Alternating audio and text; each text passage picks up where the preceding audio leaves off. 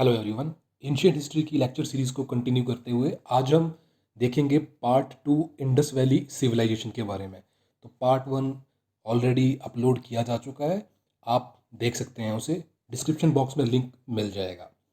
अगर आप चैनल पे नए हैं तो चैनल को सब्सक्राइब कर लें और बेल आइकन की नोटिफिकेशन को प्रेस कर लें ताकि आगे आने वाले जितने भी लेक्चर हैं उनकी नोटिफिकेशन आपको मिल सके। तो बात करूँ इंडस वैली सिविलाइजेशन, जिसे हम हड़प्पा सिविलाइजेशन बोलते थे इनिशियली, उसकी जो साइट्स हैं मोहनजोदाड़ो होगी, हड़प्पा, कालीबंगा, राखीगढ़ी, लोथल, धोलावीरा, सूरकोटड़ा, चन्हुदारो, रोपड़, कोट डीजी, अलामगीरपुर।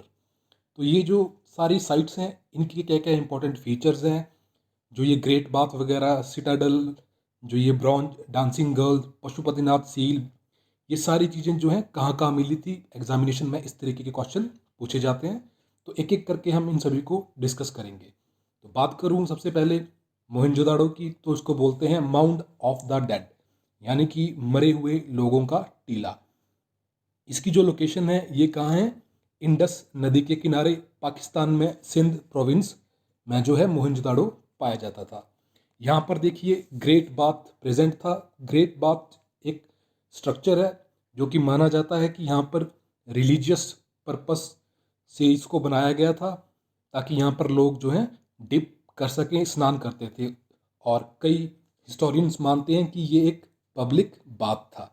और साथ ही यहाँ पर जो है ग्रेट ग्रेनरी जो है पाई गई है। ग्रेनरी मतलब कि जहाँ पर अनाज को स्टोर किया जाता है। तो जो यहाँ की जो ग्रेनरी है ये कहाँ है? सिटाडेल में प्रेजेंट है। और यहाँ पर एक असेंबली हॉल भी देखा गया जहाँ पर कि लोग सारे इकट्ठा होते होंगे किसी ना किसी कारणवश। और जो ब्रॉन्ज की जो ये डांसिंग गर्ल स्टैचू है ये भी मोहनजोदाड़ो से मिली है। पशुपतिनाथ सील भी हमें यहीं से मिली है। और जो ये बियर्डेड मैन है जिन्हें कि प्रीस्ट बोला जाता है उस टाइम का, तो ये भी हमें मोहनजोदाड़ो से मिले हैं। बात करूं हड़प्पा के बारे में, तो हड़प्पा जो है आईवीसी इंडस वैली सिविलाइजेशन की जो सबसे पहली जो साइट डिस्कवर हुई थी वो हड़प्पा ही थी। और ये जो है जो रावी नदी है उसके किनारे पे ये सिचुएटेड थी। यहाँ पर भी हमें ग्रेट ग्रेनरी देखने को मिली है, लेकिन ये जो ग्रेनरी है ये कहाँ पर है? लोअर टाउन में है, तो ये सिटाडेल में सिचुएटेड नहीं है। और साथ ही जो ये ग्रेनरी है इसकी जो अंदर से जो लाइनिंग की गई है वो जिप्सम और लाइमस्टोन का उसमें यूज़ किया गया है, जिसकी वजह से क्या है ये वाटरप्रूफ बन जाती है, क्योंकि डेसिकेटिंग इफेक्ट इसमें आ जाता है और ये पानी को जो है ऑब्जॉर्व कर लेती है। तो जो अनाज है उसको काफ़ी लंबे टाइम तक स्टोर किया जा सकता है। तो उस टाइम मतलब लोगों का जो साइंटिफिक दिमाग था कितना डेवलप था। और यहाँ पर जो है सिमेट्री यानी कि कब्रिस्तान भी मिला है, जहाँ पर कि हमें पार्शियल और जो ये कॉफिन यानी कि ताबूत में जो बरियल करते हैं उसके सबूत भी मिले हैं। और साथ ही यहाँ पर जो है टेराकोटा के बहुत सारे बुलक कार्ट्स भी देखने को मिले हैं। बात करूं अगली साइट कालीबंगा की, तो कालीबंगा यानी कि काली चूड़ियाँ इसका नाम इसलिए पड़ा है, और ये राजस्थान हनुमानगढ़ एट प्रेजेंट इस लोकेशन पे पाई गई है। और यहाँ पर क्या है, हमें ब्लैक कलर की जो है ज्वेलरी वगैरह बहुत मिली है। और ये जो है घग्गर नदी के किनारे ये सिचुएटेड है। सबसे इम्पॉर्टेंट बात कालीबंगा की ये है कि जो इसकी जो ये सिटी वॉल थी, इसके जो ये डिज़ाइन था इसमें क्या थे? बास्टियंस बने थे। तो बास्टियन देखिए कुछ मतलब जो इस तरीके के जो ये स्ट्रक्चर्स होते हैं, ये शायद चेक पोस्ट थी, यहाँ पर लोग खड़े होकर देखते थे बाहर कि कोई हमला तो नहीं होने वाला। तो ये याद रखना है, बास्टियन जो थे सिटी वॉल पे वो कालीबंगा में थे। और सबसे इम्पॉर्टेंट यहाँ पर क्या है? प्लोड फील्ड मिला है, यानी कि जो जुता हुआ खेत है उसका प्रमाण हमें कालीबंगा में मिलता है। और साथ ही यहाँ पर फायर अल्टर्स भी पाए गए हैं। और एनिमल्स बोन भी यहाँ देखने को मिली है, जिससे पता चलता है कि यहाँ पर जो है एनिमल सेक्रीफाइस किया जाता था। बात करूँ राखी गढ़ी की, तो राखी गढ़ी जो है हरियाणा के हिसार में इसकी जो है लोकेशन है। अभी तक जो है सबसे बड़ी साइट जो थी 2014 तक वो थी मोहनजोदाड़ो इंडस वैली सिविलाइजेशन की सबसे बड़ी साइट थी। लेकिन 2014-15 के बाद जो है राखी गढ़ी ने यह खिताब जो है मोहनजोदाड़ो से ले लिया था। और लगभग इसका जो एरिया है वो 350 एकड़ में फैला हुआ है। और अभी भी यहाँ पर जो है खुदाई कंटिन्यू हो रखी है। तो अभी कुछ वहाँ पर एक्चुअली सेटलमेंट बसी हुई हैं हरियाणा हिसार वाले इलाके में। तो ये अभी इसकी जो आगे एक्सकावेशन का काम है वो थोड़ा रुका हुआ है, परमिशन नहीं मिली हुई है। तो जब ये पूरा अच्छे तरीके से इसको कर लिया जाएगा एक्सप्लोर, तो ये सबसे बड़ी साइट बन जाएगी राखीगढ़ी, ये याद रखना है आपने। और यहाँ पर जो भी चीज़ें हमें मिली हैं उनकी जब कार्बन 14 डेटिंग की गई, तो जो इंडस वैली सिविलाइजेशन की जो डेट है 2000 साल और पीछे इसने खिसका दी है। तो 5000 BC पीछे ये एज को लेके जा चुकी है। और राखीगढ़ी में सबसे इंपॉर्टेंट चीज़ याद रखनी है आपको, यहाँ पर क्या है, गोल्ड फाउंड्री मिली है, यानी कि यहाँ पर जो है सोने की चीज़ें बनाई जाती थी। तो फाउंड्री का मतलब होता है वर्कशॉप, तो यहाँ पर इंपॉर्टेंट है ये गोल्ड फाउंड्री। फायर अल्टर्स भी यहाँ देखने को मिले हैं, और यहाँ पर जो है 39 स्केलेटन्स मिले हैं जिनकी जो है DNA टेस्टिंग अभी चल रही है। तो आने वाले टाइम में ये बहुत कुछ रिवील कर देगा हमारी हिस्ट्री के बारे में, कि लोग वहाँ पर कैसे थे, मल्टी एथनिक थे, कि उनकी सारी जो ये एथनिसिटी है इसका पता चल जाएगा। और यहाँ पर क्या है, ग्रीनरी भी मिली है। ग्रीनरी जो है वो बहुत ही बड़ी है जो यहाँ पर मिली है मोहनजोदड़ो की ग्रीनरी से। बात करूँ अगली साइड की, तो वो है लोथल। तो लोथल कहाँ है, गल्फ ऑफ खंबत में है ये, और साबरमती की एक ट्रिब्यूटरी है भोगवा रिवर, इसके किनारे पे ये जो है सिचुएटेड है।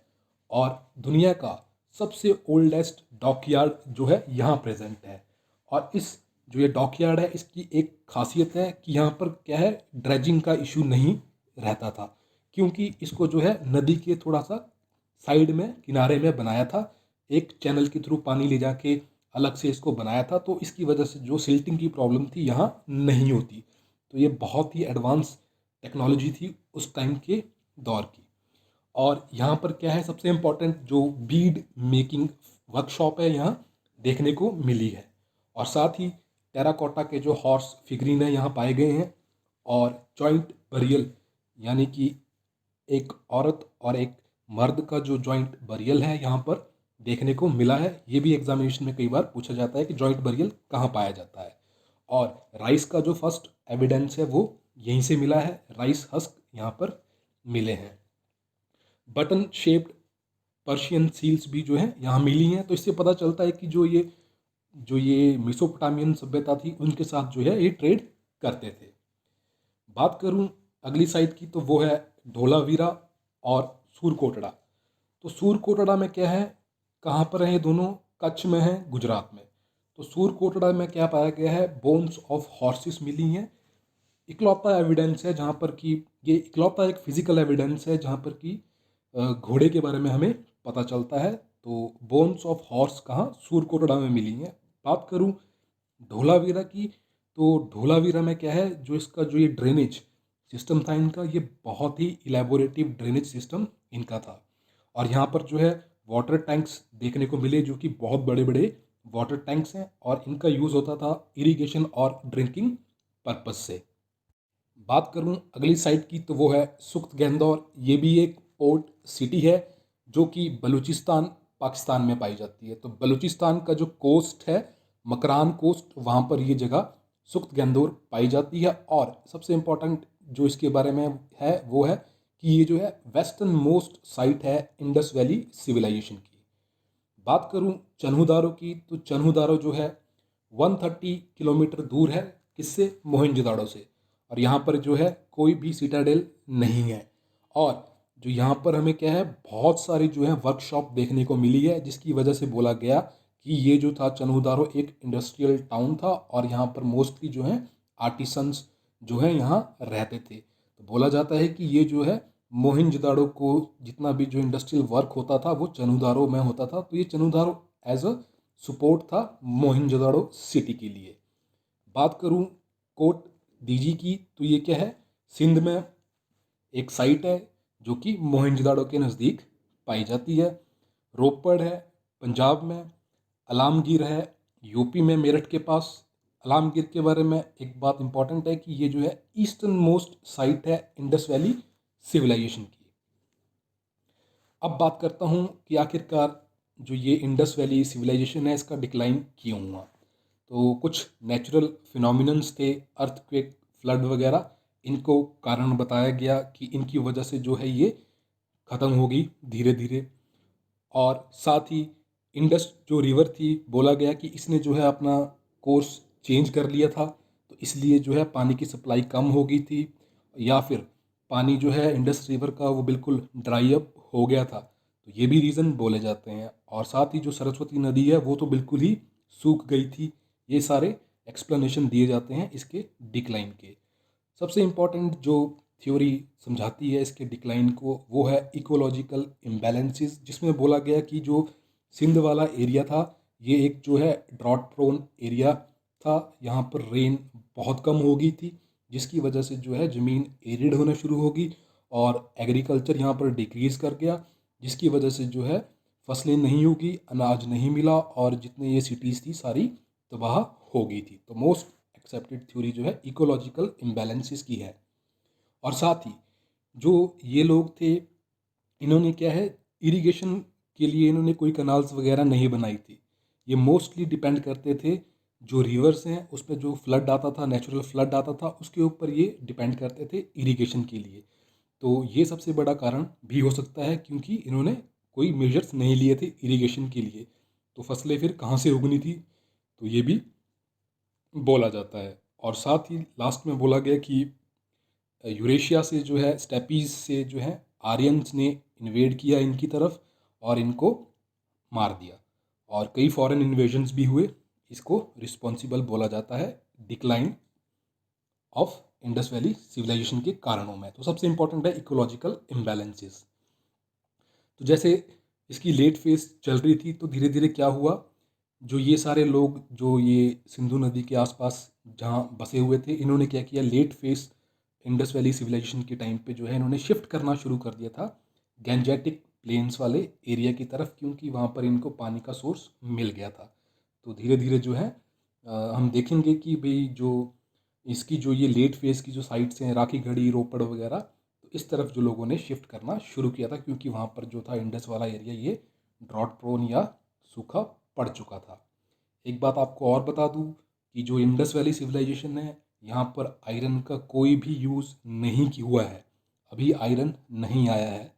और यहाँ पर मैक्सिमम जो है ब्रॉन्ज यानी कि कॉपर वगैरह का यूज़ किया गया है, तो इसलिए इसको जो है ब्रॉन्ज एज सिविलाइजेशन बोलते हैं। तो ये सब था important sites of Indus valley civilisation के बारे में। अगर आपका कोई डाउट है तो आप कमेंट बॉक्स में पूछ सकते हैं, और पर्सनली कोई मैसेज करना चाहते हैं तो आप फेसबुक पेज के फॉलो करके हमें कर सकते हैं। फिलहाल के लिए इतना ही, मिलते हैं अगली वीडियो में नए टॉपिक के साथ, जिसमें हम डिस्कस करेंगे वैदिक एज के बारे में। धन्यवाद।